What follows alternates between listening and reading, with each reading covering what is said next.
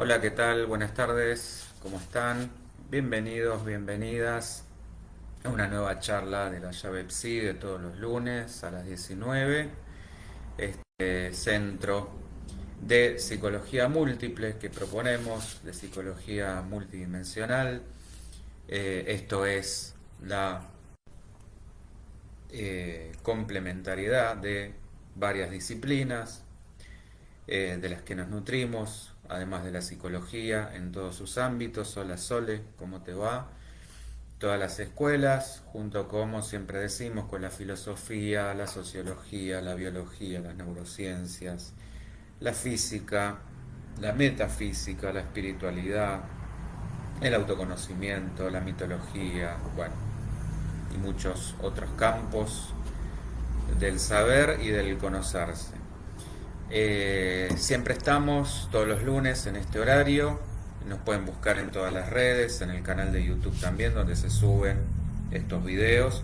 Y nos pueden escuchar los días, escuchar y ver los días viernes también en la radio. Esto es a las 17 horas los viernes.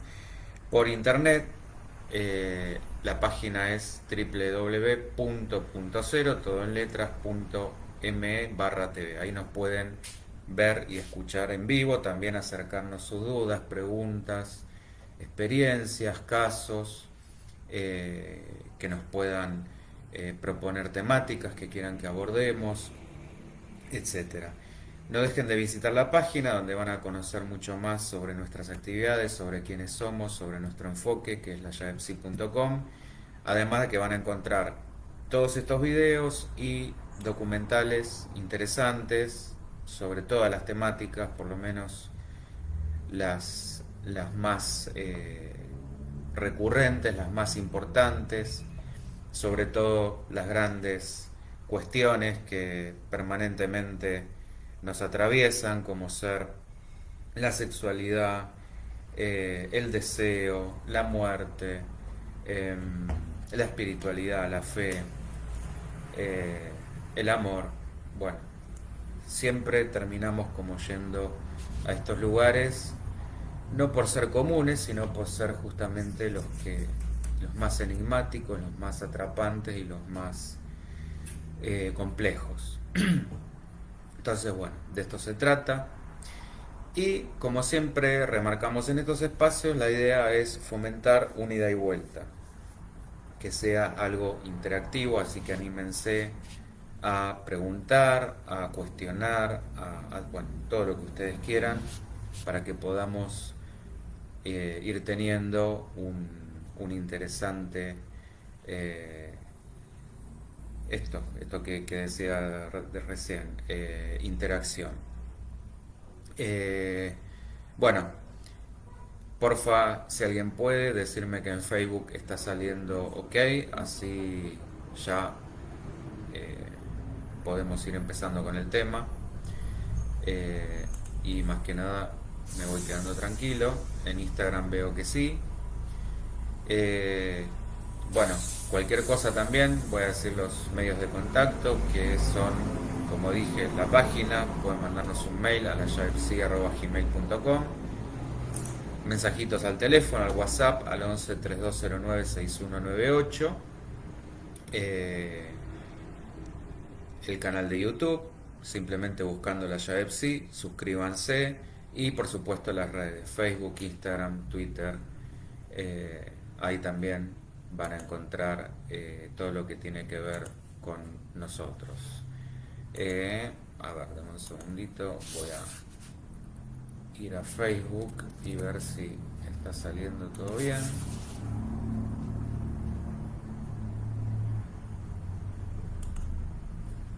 Para ver sobre todo el tema, como dije, los comentarios, que es lo que más me interesa. Bueno, acá está. Me habían llegado un montón de olas y no los estaba viendo. Por lo menos no en la página principal. Hola Adriana, hola Miriam, hola Carla, ¿cómo están? Hola Yanti, tanto tiempo. Bueno, bienvenidas a todas una vez más. Gracias por estar, por la constancia, por aguantarme. Este, eh, es un mérito al, al aguante. Bien, vamos a meternos directamente en tema. Si bien es bastante psicoanalítico la temática de hoy, como siempre vamos a darle una vueltita de rosca, vamos a incorporar la mitología, vamos a pensarlo sobre todo, que esa es un poco la idea, desde este pensamiento que proponemos, que es un pensamiento crítico. Así que vamos a animarnos a criticar, en el buen sentido, al padre del psicoanálisis y, por supuesto, de la psicología. Bien. Eh, Cuando hablamos, ¿por qué esto de Edipo en decadencia? Hay algunos autores contemporáneos que nos aportan una mirada nueva e interesante sobre un tema tan controversial como el complejo de Edipo. Y yo decía esto de la mitología, bueno, primero vamos a explicar de dónde tomó Freud, por qué lo llamó de esta manera. El concepto, por supuesto, fue desarrollado por él, que se inspiró para esta denominación en el mito de Edipo, y esto está tomado como mucho del campo mitológico de la antigua Grecia, de la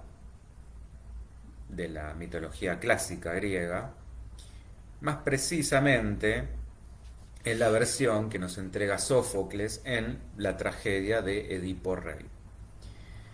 En este contexto, Edipo es el hijo de Layo y Yocasta. Layo, para evitar que se cumpla un destino horrible que le había profetizado el oráculo, ustedes háganse a la idea de que en ese momento era muy común recurrir al oráculo de Delfos para tomar decisiones y ver qué se venía, de alguna manera anticipar el futuro y a partir de ahí decidir de la mejor manera posible o evitar determinadas tragedias. Bueno, cuando Edipo consulta el oráculo le anuncian que va a ser, estamos hablando de Layo, ¿no? Pero, entonces, recapitulando, cuando Layo consulta el oráculo, este le anuncia, le profetiza que va a ser asesinado por su propio hijo, o sea, por Edipo. Y entonces, para tratar de evitar esto, lo que hace es entregar a su hijo recién nacido, Edipo, a un sirviente para que lo abandonara en un cerro de Citerón. Bueno, ¿qué pasa acá? Desobedeciendo al rey, este sirviente lo entrega a un pastor que lo recibe y finalmente lo termina entregando al rey de Corinto, que se llamaba Pólibo, y su esposa Mérope, quienes lo adoptan, le dan un nombre, Edipo significa pies hinchados, y lo crían como si fuera su propio hijo. Sin embargo, este joven Edipo, al escuchar rumores sobre que el rey y la reina no eran sus padres biológicos, consulta también al oráculo de Delfos y el oráculo le revela que su destino va a ser dar muerte a su propio padre y que se va a casar con su madre. Bueno, Edipo, creyendo que sus padres eran quienes lo habían criado, decide no regresar nunca a Corinto para de alguna manera escapar a su destino. Emprende un viaje y en el camino hacia Tebas se encuentra con Layo, su padre, que viajaba a Delfos en una encrucijada. El heraldo de Layo, que se llamaba Polifontes, le exige a Edipo que se corra del camino, pero como Edipo se demora, mata a uno de sus caballos. ¿Qué pasa entonces? Edipo se enoja y en un ataque de furia mata a Polifontes y también mata a Layo sin saber que era el rey de Tebas y por supuesto su propio padre. Entonces es así que la historia termina en que Edipo asesina a Layo y se casa con Yocasta para más tarde descubrir la trágica verdad de que eran sus padres. Cuando Yocasta descubre que Edipo es su hijo, se suicida. Siempre, como ven, estas historias mitológicas terminan de una manera bastante nefasta. Bueno, y Edipo, incapaz de soportar el horror, mejor dicho, del parricidio y el incesto, se saca los ojos y en total humillación abandona la ciudad para vagar como un errante, como un pordiosero por toda Grecia, atendido por su hija Antígona. Bueno, esta es la historia, este es el mito que da origen, o lo que Freud toma, para formular, para dar sustento a el complejo de Edipo. Porfa, díganme si está saliendo bien en Facebook. Aparentemente sí, pero bueno, acá me sale como un cartel. Entonces, más que nada, para quedarme bien de que sigo saliendo. Eh, sí, pues me sale como no sé, un cartel que no me deja salir de ahí. Bueno, y este término es el que... ok, gracias Carlita. Este término es el que usa Freud en su teoría de los estadios del desarrollo psicosexual para descubrir, o describir, mejor dicho, el deseo del niño o de la niña, que en un Edipo que llamaríamos normal o positivo sería el deseo por su madre y el odio por el padre, o viceversa, según sea niño o niña, a quien ve como competidor por el amor, en el caso del niño, por el amor de la madre y el querer eliminar, sacar del camino, como en el mito, al padre. Volvamos entonces a esto de la nueva mirada sobre este tema. ¿Cuál sería el punto sobre la decadencia? Bueno, algunos autores, como dije, nos invitan a deconstruir viejos conceptos, a desarmarlos y darles una nueva forma. Hay una tendencia en el pensamiento humano de centralidad primario-secundario, de binarismo. Y en esta idea entra también tratar de descentralizar el Edipo. A raíz de esto, bueno, ahí aparentemente estoy de vuelta. Bueno, haciendo un breve resumen de lo que dije hasta acá. Conté lo que es el mito, que es lo que toma Freud para dar forma a eh, justamente al complejo en su teoría sobre los estadios del desarrollo psicosexual. ¿Y qué pasa acá? ¿Por qué esto de la nueva mirada? Porque, como dije, estos nuevos autores nos invitan a deconstruir estos viejos conceptos para buscarles una nueva forma.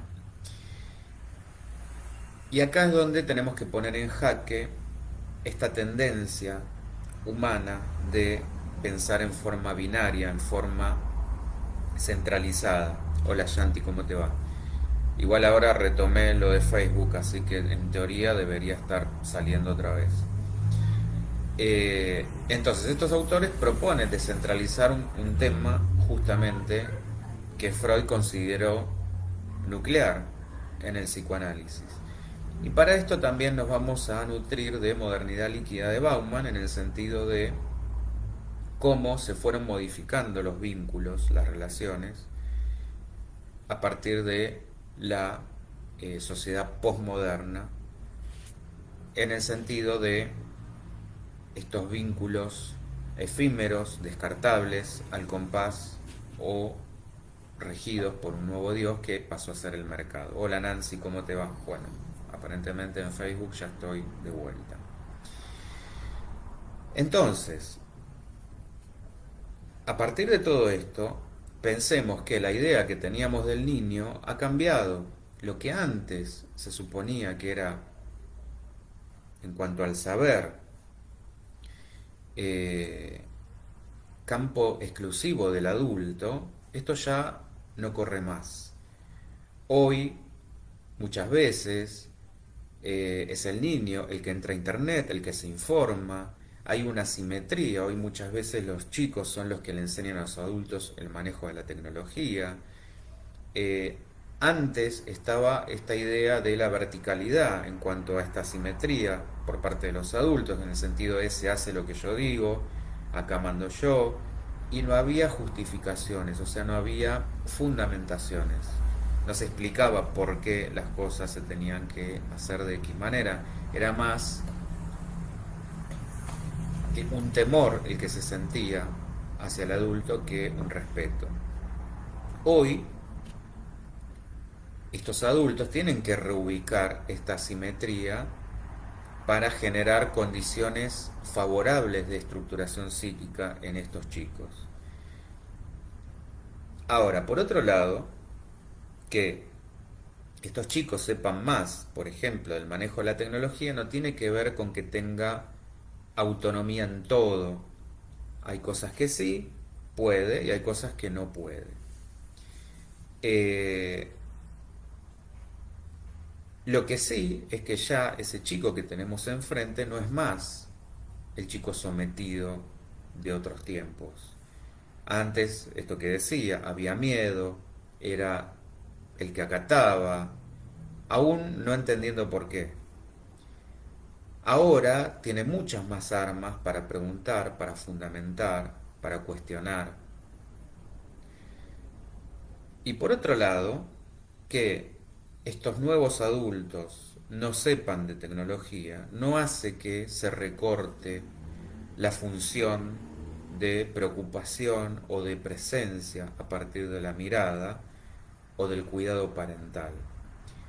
Y esto es una invariancia, esto no ha cambiado. Esta es la primera invariancia que vamos a notar.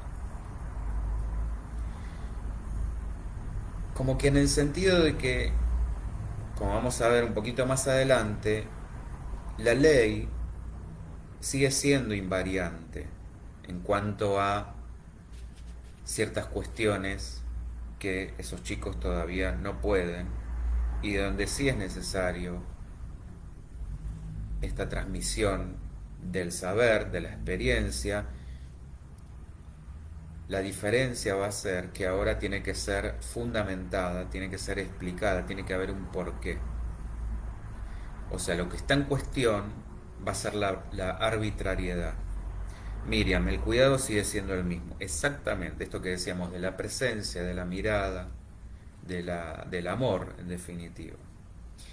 Pero pensemos, vayamos un poquito más allá, porque esto trajo como consecuencia reformas en el Código Civil, que son bastante recientes. Actualmente, hasta los 13 años, el niño no puede decidir algunas cosas, pero sí, por ejemplo, puede decidir qué le gustaría y qué no. De los 13 a los 16 puede decidir, por ejemplo, intervenciones invasivas y de 16 en adelante, hola, hola, bueno, complicado, no me la hagan tan complicada, Profero Linga Cantante, hola, ¿cómo te va? De 16 en adelante, decía, puede decidir por tratamientos, incluso sean invasivos. Y en la mayoría de edad, de los 18 para arriba, cambio de sexo, por ejemplo. Entonces, esto es ya el poder decidir sobre su propio cuerpo. Y esto es también lo que hablaba como una forma en este proceso de deconstrucción. Volviendo al binarismo, ¿a qué apunto con esto? Pensar todo en oposición. Mamá, papá y a partir de ahí lo que se les ocurra. Blanco-negro, River Boca, peronista radical, eh, igual lo de radical ya quedó como medio obsoleto, pero bueno, peronista, no peronista, etcétera, etcétera. Y en forma centralizada. Entonces, fíjense que acá también el matrimonio igualitario vino a traer o vino a dar un golpe en el plano jurídico al binarismo, porque abrió la caja de Pandora, abrió la multiplicidad, la multidimensionalidad, la diversidad. Justamente la invitación a la que nosotros proponemos siempre que, en otras palabras, abramos la cabeza a corrernos del binarismo. No sé si en Facebook, porque tengo hasta ahora un comentario solo, no sé Carlita si te me fuiste, eh, pero aparentemente está saliendo todo bien, pero no me llegan los comentarios. A ver, por las dudas los voy a abrir en otro lado, pero no me quiero perder nada.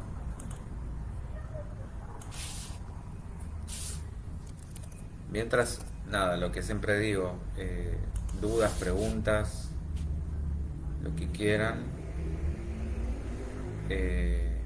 Bueno, no, aparentemente, sí, no, tengo uno solo. Bueno, eh, ¿y a qué?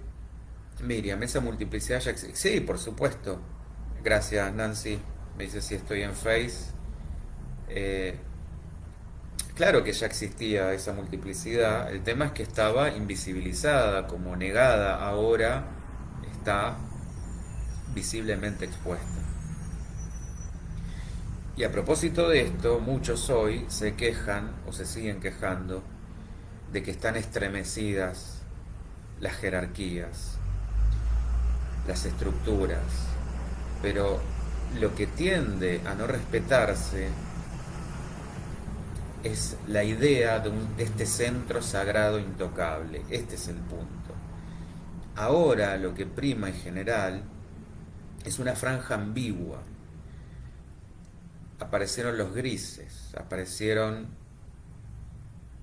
los intersticios, eh, y esto dejó de ser una mala palabra para, muy por el contrario, pasar a ser un término más adecuado, más pertinente para caracterizar esta relación entre padres e hijos. El niño puede ser hoy, sí, el profesor de computación o de la PlayStation de los padres, pero lo más importante es que esto se junta con un adulto que hoy está puesto en duda. Hay chicos de 5 o 6 años que tienen una capacidad impresionante de juicio crítico, que vienen a dar cuenta de una visión ya no tan idealizada del adulto o de los mayores. Es como si las cosas se hubieran invertido y hoy pareciera ser que son los grandes los que tienen miedo de los chicos. También es real que hay chicos de 6 años que les pueden pegar a los padres y que los padres no saben qué hacer. O sea, tenemos eh, para todos los gustos. Y hay otros que descentralizan esta cuestión del Edipo como núcleo del psicoanálisis por todo lo que ha aparecido en los últimos tiempos. Antes parecía ser que había una sola visión de familia posible. Está este triángulo edípico, mamá, papá, hijo. Hoy tenemos, a partir de nuevas técnicas de reproducción, como fertilización asistida, bebés in vitro, y ni hablar de los eh, varios modelos de familia posibles, familias ensambladas, familias monoparentales, familias homoparentales, eh, también la cuestión de la pantalla como cuarto miembro virtual. Bueno, todo esto para esta nueva mirada empezó a desnaturalizar el Edipo. Y esta declinación o decadencia del paradigma edípico se puede leer como un declive de la subjetividad misma. Porque hoy hablamos de múltiples infancias, múltiples adolescencias, múltiples familias. Miriam, menos rollos para determinadas cuestiones. Sí, pero al mismo tiempo más complejidad. Eh, Hay diversidad de familias. Exacto. Miriam, estás por todos lados, sos múltiple. Eh, el problema aparece acá, problema feliz, ¿no? Porque no es un problema en el sentido literal, sino problema por lo que complejiza. Hola Ana María. Es que Freud colocó al Edipo en un lugar central del sistema psíquico. Por eso a veces lo llama complejo nuclear, eje, centro. Y esto es muy importante, porque el psicoanálisis enfatizó su interés por el descentramiento. El psicoanálisis pensemos que descentraba porque planteaba que la conciencia justamente no estaba en el centro, no estaba, que el yo no era el núcleo de la psiquis. Y todo esto estaba muy bien, pero faltó algo más, una vueltita más, sacar el centro del centro. Porque uno puede sacar cosas del centro, pero dejar el centro intacto. Entonces, si yo saco algo del centro, pero no quito el centro mismo, a la larga o a la corta, va a quedar puesta otra cosa en el centro. El psicoanálisis no operó de otra manera. Freud emplazó, mejor dicho, colocó el complejo de Edipo en el centro de su sistema teórico y de la subjetividad e incluso de la condición humana, dando lugar a un formato interpretativo, reduccionista, que termina de alguna manera erosionando seriamente la potencia del pensamiento psicoanalítico, como de alguna manera enderezándolo hasta convertirlo en esa única concepción del universo. Miriam, también como antes, solo que tiempo atrás solo se validaba un tipo de familia. Exacto. Es como el cambio de el paradigma del pensamiento simple o reductor al pensamiento complejo. Antes sí, bueno, y en esto también tiene que ver, por eso lo traía a colación, el contraste entre la modernidad sólida y la modernidad líquida, donde todo aparentemente era bastante más simple, lo cual no quiere decir ni que era mejor ni peor, era diferente. Son como estadios hasta dimensionales, lo podemos pensar, estadios de conciencia, estadios mentales, estadios evolutivos. Antes las cosas eran así o asá, no había término medio. Y uno por ahí podía tener un trabajo para toda la vida, una pareja para toda la vida, eh,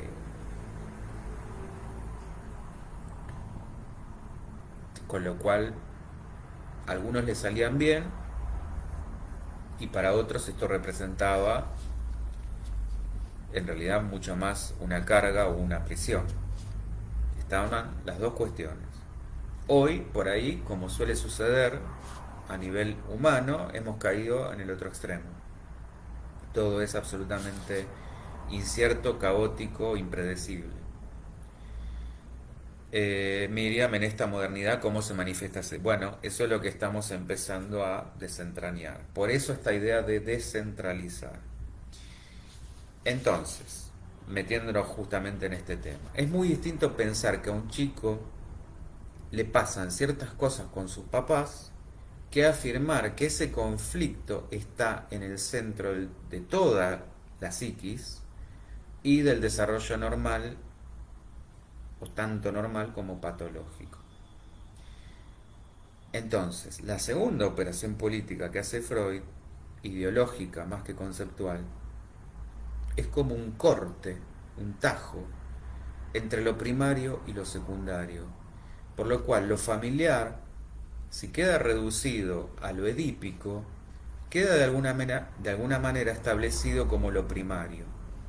Y todo lo que no es familiar, nada menos que todo el resto del mundo, lo social, lo cultural, lo político, queda colocado en el lugar de secundario.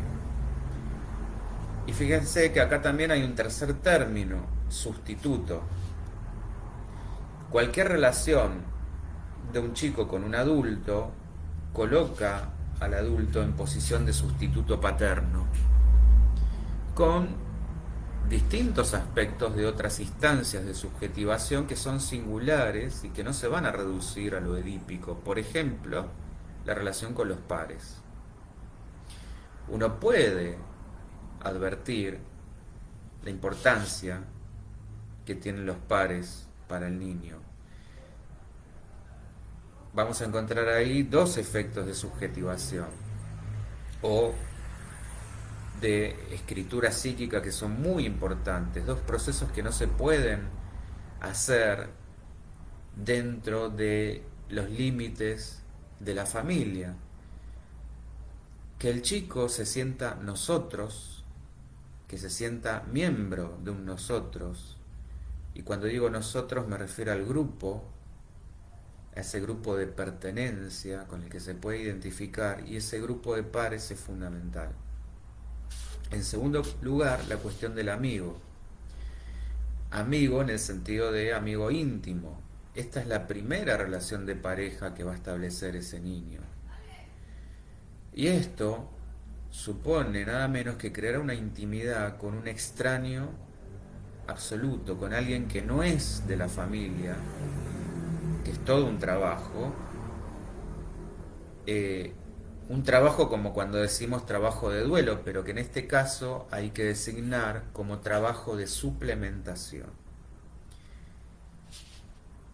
A veces el motivo principal para atender a un chico, para ocuparse de lo que le pasa, es justamente su imposibilidad de hacer amigos, y eso no se puede solucionar interpretando en términos de complejo de Edipo. En el inconsciente de la gente no están solamente papá o mamá, también hay amigos, también hay otros chicos, pedazos de otros chicos, maestras, maestros, imágenes que ve en estos dispositivos virtuales que le transmiten ideales del yo, efectos que producen todas estas pantallas, etcétera, etcétera. Entonces todo esto tiene que ver con la manifestación del Edipo en estos tiempos. Carla, apareciste. Pensé que te había sido. O trabajo de sustitución. Claro. Exactamente. Entonces esta descentralización es fundamental porque lo que esta mirada propone no es desalojar al Edipo del centro para darle a otra cosa ese estatus, ese lugar, ese poder, sino contar con un modelo teórico, clínico, verdaderamente descentralizado. Lo familiar, por supuesto que sigue siendo más que importante, Pero por eso mismo no se puede reducir lo familiar a lo edípico. En lo familiar pasan muchas cosas que no se pueden explicar en términos edípicos, hoy mucho menos. Y acá es donde suceden cosas contemporáneas. Miriam, está todo lo que complementa su realidad. Exactamente. Y esto de vuelta es múltiple. Veámoslo, vamos a desmenuzar esta partecita. Hay tres acontecimientos o factores nuevos en juego hoy. Como dije hace un ratito, las nuevas técnicas de reproducción, la cuestión del bebé in vitro, las técnicas de fertilización asistida, el hecho de que un chico puede ser gestado en el vientre de otra mujer, que no es quien lo va a criar como madre. Bueno, todas estas técnicas, de alguna manera, eh, dislocan toda la triangularidad de lo edípico. Dicho rotundamente, desnaturalizan. Y la primacía de lo edípico exige nombres claros, esto que veíamos antes, lo simple, es esto es así o es asá, es mamá o papá. Eh, Posiciones polarizadas, nada de intermedios, nada de ambigüedades, nada de intersticio, nada de grietas. Que el padre sea quien es, que la madre sea quien es, etcétera. Miriam, lo que importa es quien representa el papel, sí, pero todavía mucho más que esto. Porque hoy quizás nadie representa el papel, o quien representa el papel es una pantalla, o quien representa el papel son dos papás, son dos mamás o una sola. Entonces, esta cuestión de quien representa el papel, porque antes también no dejaba de caer un poco en lo simple, decir, bueno, si no era mamá o papá, en casos puntuales, había un abuelo, una abuela, un tío, una tía. Hoy quizás son varios y no quedan claros los roles, o son todos, o ni siquiera pasó a ser una persona, o no es nadie. Este es el tema. Eh, y otros factores, el significante para ese chico, exacto. Otros factores que van a cuestionar el Edipo son, por ejemplo, todo esto que estamos hablando, las familias ensambladas, un chico que tiene a sus padres separados, por supuesto, y todo lo que dije recién, eh, madres solas, padres solos, dos mamás, dos papás, familias poliamorosas, esto también es algo bastante, si bien existió siempre, hoy está como de alguna manera mucho más aceptado o popularizado.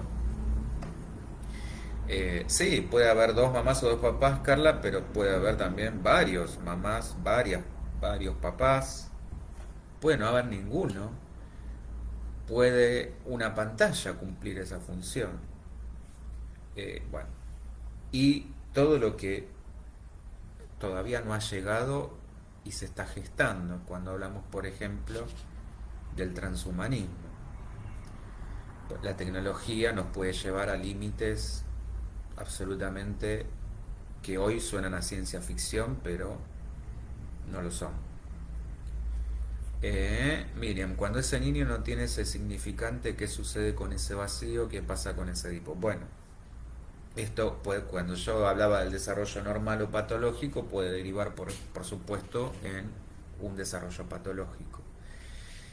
Lo importante, acá es donde está la invariancia, es decir, tiene que estar el significante. Si no hay significante, caemos en la patología. O sea que no importa tanto quién cumpla la función, que hoy se ha vuelto... Lo que se le cuestiona acá a Freud es este lugar fijo Em, haciéndolo más simple, no se puede universalizar el Edipo. No es universable, no es como una suerte de ley general. Por ahí, en el contexto, en el recuadro, en la viñeta que Freud tomó, esto parecía, sí, lo universal y hasta ahí. Habría que ver, porque contextualicemos, esto es un recorte de un momento, una época y un lugar. Habría que ver si Freud viajaba a África, viajaba, no sé, a Oriente y el Edipo funcionaba de la misma manera. Habría que haberlo experimentado. Bueno, podría ser también un trabajo de observación interesante. El tema es esto, que hoy menos que menos yo creo que esto se puede universalizar. Eh,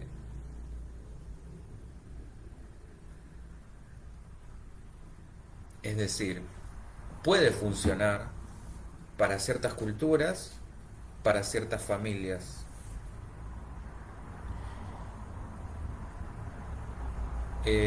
Carla, ¿cómo repercute esto en el niño? Bueno, sí, lo que decíamos recién, la función paterna la puede ejercer una institución. Sí, por supuesto.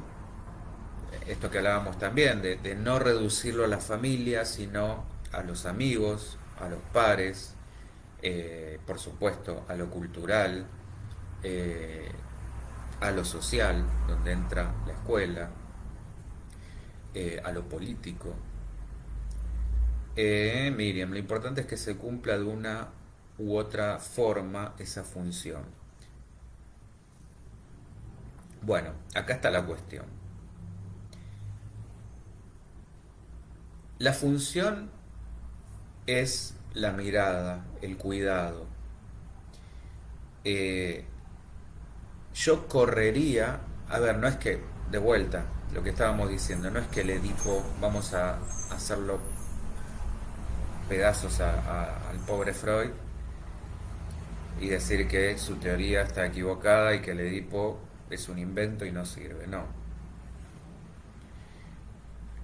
Es cuestionable esto de el mito tomado literal y que sucede en todas las culturas y en todas las personas, esto de el odio hacia uno de los miembros y el deseo por el otro. Esto es el primer punto. El segundo punto es corrernos de esta idea de el triángulo. Como dice Miriam, lo que permanece invariable es la función. No importa quién fija el límite.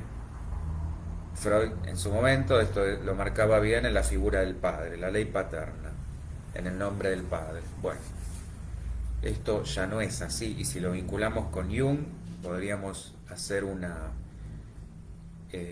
interrelación en el sentido de anima animus, de que cada uno pueda justamente internalizar sus aspectos masculinos femeninos y ejercer esa doble tarea, no importa su género. Este es el punto, tiene que estar la función, no importa si hay una mamá, dos mamás, una mamá y un papá, dos papás, un papá, la función tiene que estar. Este sería el punto. Y ahí es donde nos descentramos, donde la cosa se complejiza, porque sí, antes era más fácil pensar, bueno, mamá tiene este rol, papá tiene este otro, y a partir de ahí se forma el niño. Bueno, hoy esto ya no es así. Eh, bueno, pensemos justamente, porque estos chicos desarrollan relaciones muy singulares, muy propias, muy personales, con por ahí el nuevo marido de la madre, y a veces hay zonas de intimidad que establece con esas personas que no tiene con la madre o con el padre. Entonces, esto no va a ser de ellos sustitutos paternos ni maternos, son otras figuras. figuras que en la terminología de la familia, tal como la concebimos, no tienen denominación. El niño tiene que referirse a ellos con el nombre de pila o decir el novio de mi mamá. Es muy interesante y positivo en determinadas situaciones no tener nombre para todo, porque los efectos significantes del nombre, así como a veces resultan iluminadores, otras veces son todo lo contrario, reductores, asfixiantes, eh, obstaculizadores. Ana María, bueno, no sé qué dije, pero muchas gracias por tu comentario. Entonces, el psicoanálisis, en lo mejor de su tradición, siempre se ha caracterizado por mirar de una manera diferente, por ocuparse de lo que no es familiar, justamente, eh, de lo inquietante, esto que hablaba al principio. Entonces, de ahí la transferencia, no por relacionarse con el analista como sustituto del padre o de la madre, sino muy diversamente por vincularse con él como una figura transicional con eso inquietante. Miriam, qué interesante no tener nombre para todo, a veces nos limita. Claro, muchas veces esto que decíamos, no quedarme en estas polaridades. A veces el nombre facilita, abre, libera, cuando sobre todo en una terapia justamente se dice, bueno, nombralo, decilo, sacalo, pero muchas otras veces todo lo contrario, coarta. Y este es un poco el punto, el relativismo de estos tiempos modernos, o sea, no todo se puede universalizar. Esto es una tendencia también del simplismo, de querer explicarlo todo, abarcarlo todo, como una omnipotencia del saber. Bueno, lamento decir que no. Eh, entonces, en la ética que propone esta nueva cosmovisión, la intervención profesional apunta a que el sujeto se haga cargo, se haga responsable, no ante alguna instancia del super yo o ley paterna, sobre todo, sino que se haga responsable de su deseo. Y esto no tampoco como un impulso sordo que viene del pasado, sino de un deseo como deseo de desear lo que está por venir. Entonces es en este punto en que podemos ayudar un poquito al trabajo que se hace en la escuela, por ejemplo.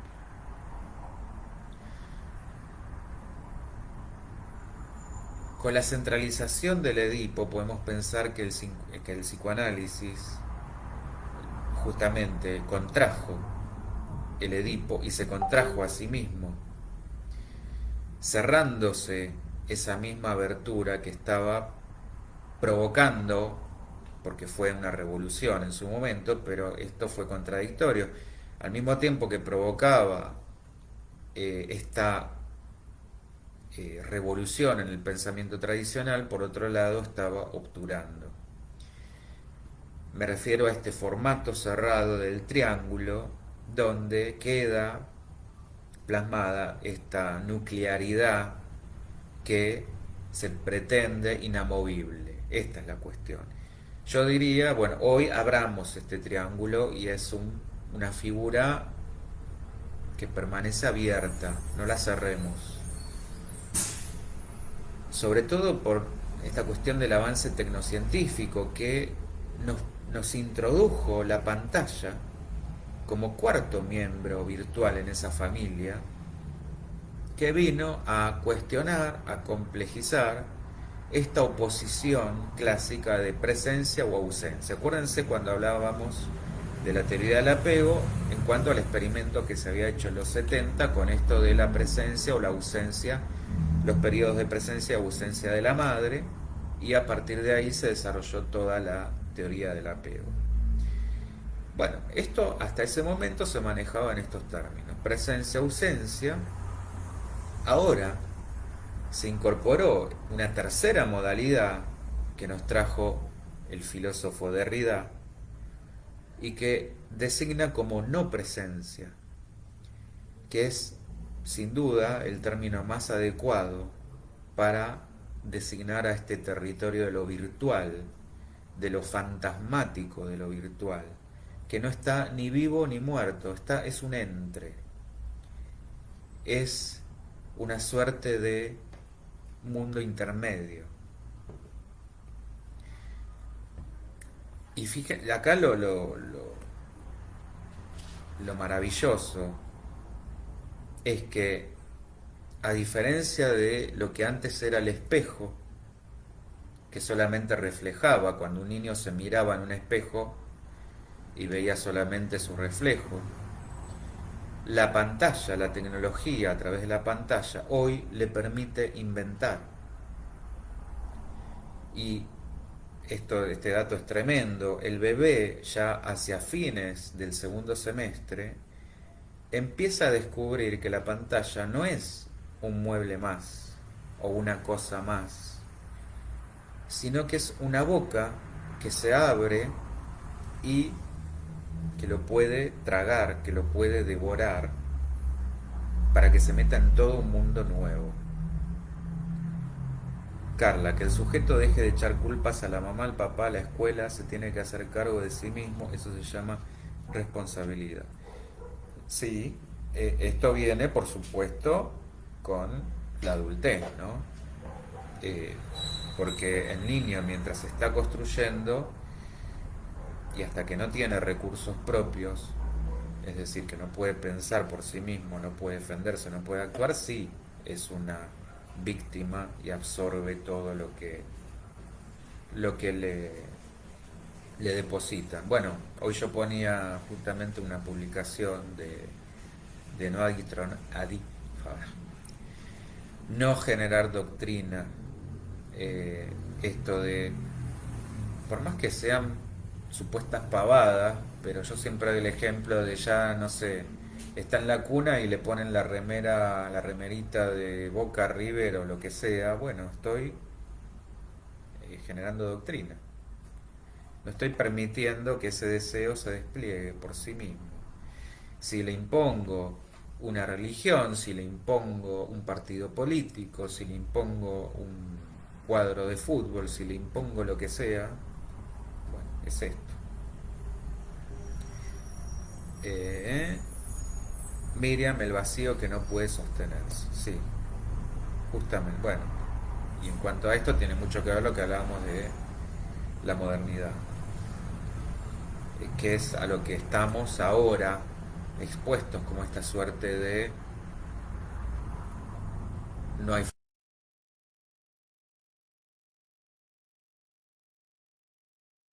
El punto es que el futuro depende de lo que estemos haciendo en este aquí y ahora. Antes era el otro opuesto, se pensaba que todo lo podíamos programar o que de alguna manera estaba destinado. Bueno, no, tampoco. Eh, bueno, lo que decía recién de esta pantalla que devora a ese bebé, de ahí hay un pasito a la adicción adolescente, a los juegos en red, al chateo, al Instagram o al TikTok. Es un pasito. Ahora, ¿qué pasa? Querer atar todo esto o resetearlo en el corralito del Edipo es una tarea tan obsoleta como inútil. Sobre todo por lo que decíamos hace un rato, clínicamente ya, por lo menos yo lo veo también, tiene una eficacia nula. O sea, tampoco caigamos en estos reduccionismos de, bueno, esto es porque falló la ley paterna, esto es porque tu mamá eh, no te miró de determinada manera o no te cuidó de tal otra. Sí, pero hay mucho más. o por ahí no necesariamente. Eh, Porque si nos quedamos ahí, esto nos va a impedir trabajar analíticamente con adolescentes, bueno, y con todo el mundo. De hecho, hay algunos analistas de mirada psicoanalítica ortodoxa, fundamentalista casi, que se resisten a este tipo de fenómenos nuevos, inéditos, eh, y hasta lamentan esta supuesta pérdida de valores familiares, simbólicos, lúdicos. A ver, los tiempos cambian, esto es inevitable y son dinámicos, no van a ser nunca los juegos de hoy, los juegos de ayer, y los juegos de mañana no van a ser los de hoy. Entonces no nos podemos resistir al cambio, y por supuesto que los modelos de familia tampoco van a ser los mismos. Y volviendo a lo de modernidad sólida, líquida, no es ni mejor ni peor, es cambiante. Por ahí el punto sería no caer en los polos, es decir, no pasemos de una punta a la otra permanentemente, sino vayamos por los intermedios. Y la declinación del paradigma edípico se puede leer en todo caso como una declinación de la subjetividad, como dije hace un rato, empeorada por la desaparición de formas tradicionales de patología que se querían mantener como perpetuas, y que algunos de estos analistas ortodoxos le rinden reverencia. Eh, Miriam, cada uno sostiene lo que le hace bien y seguir caminando. Sí, bueno, esto que hablábamos del deseo, ¿no? El deseo puesto en el porvenir. Y ojo que, de vuelta, esta perspectiva que estoy narrando no es que se propone tirar por la borda con el psicoanálisis tradicional de siempre, sino de poner el foco en el poderosísimo motivo del centro, para sacarlo, para correrlo de escena, así como hizo Edipo con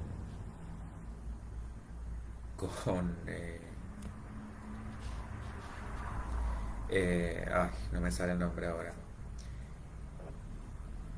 Cuando Polifontes le pide a Edipo que se corra y Edipo no quiere. Bueno, y esto tiene que ser un trabajo cuidadoso, fuera del centro, fuera de esta idea nuclear. Edipo no molesta y a veces ayuda. Miriam, como el Tao, buscar el justo medio. Sí, bueno, el budismo también propone eso. Aristóteles hablaba ya de eso.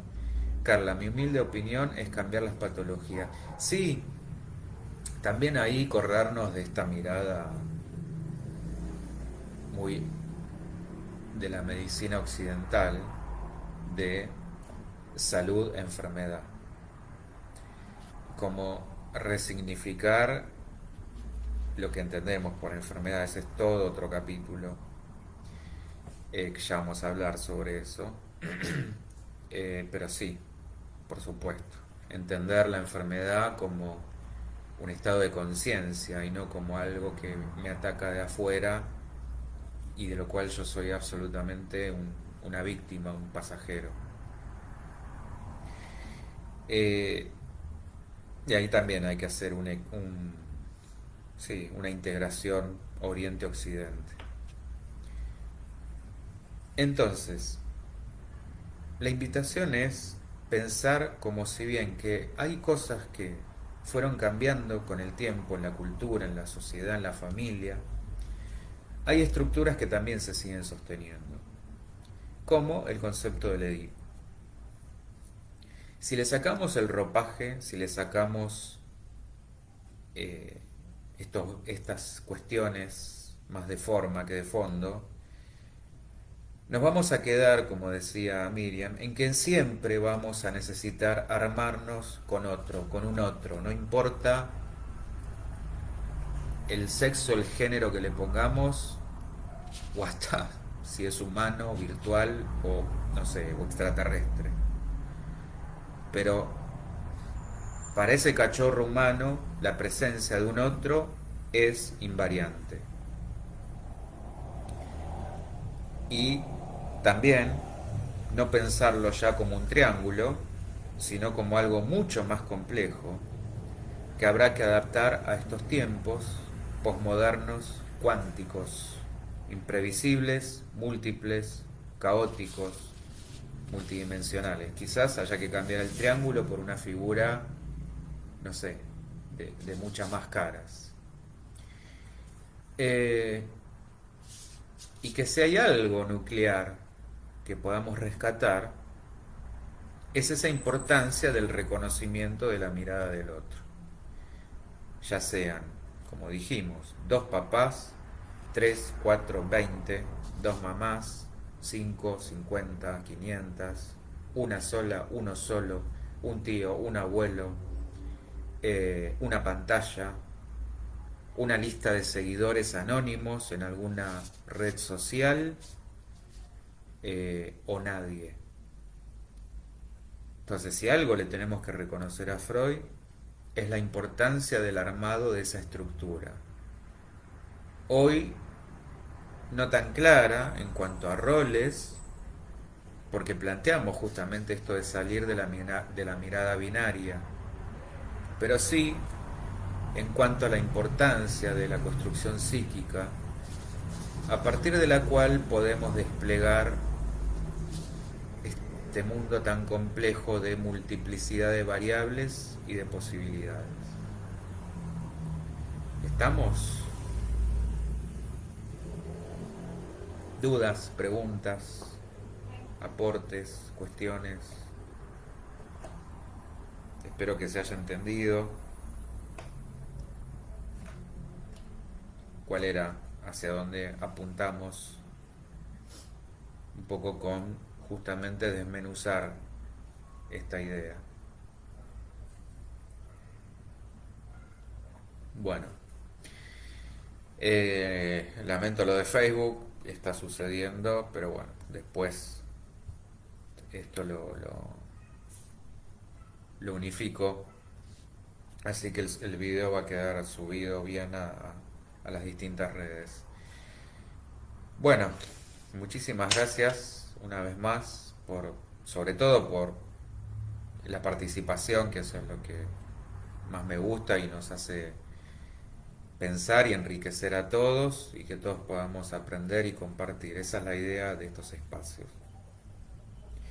Eh, Miriam, ya que alguien me mire, me da pertenencia. Exacta, no solo pertenencia, sino que marca un registro simbólico de reconocimiento. A partir de ahí surge toda una construcción de autovaloración, de aceptación, que si no la tengo, la empiezo a buscar desesperadamente afuera. Entonces, donde me sienta mirado, reconocido, aceptado, querido, amado, bueno, voy a sentir, como veíamos con el apego, voy a sentirme mucho más seguro de mí mismo. Autoestima, sí, bueno, vos lo dijiste en una sola palabra. Carla, ¿es importante la elección que hace el adolescente y adulto? Sí, sí, sí, sí, todos, todos. Y esto es lo importante, hacernos cargo de nuestro deseo. Aún no sea el socialmente más aceptado. Y acá es donde tenemos que justamente conciliar entre lo que sentimos y este juicio que se nos puede hacer. Lo importante es ser congruentes con nosotros. Lo que decidamos, que podamos estar en paz con esa decisión, y toda decisión conlleva dejar de lado otra cosa. Entonces de esto nos tenemos que hacer cargo. Si decido algo, evidentemente estoy descartando otras opciones y esto trae consecuencias. Y muchas veces nos quedamos en el medio y ahí es donde sufrimos. Carla para la salud mental y física y emocional y espiritual. Miriam, gracias a ustedes. Muchísimas gracias por estar, por la permanencia, por el aguante, como dije, y por participar. Nos vemos el viernes en la radio a las 17 horas por .0.me/tv. Ahí síganos también, pueden preguntar y participar. Vamos a estar con la cuarta parte de sexualidad.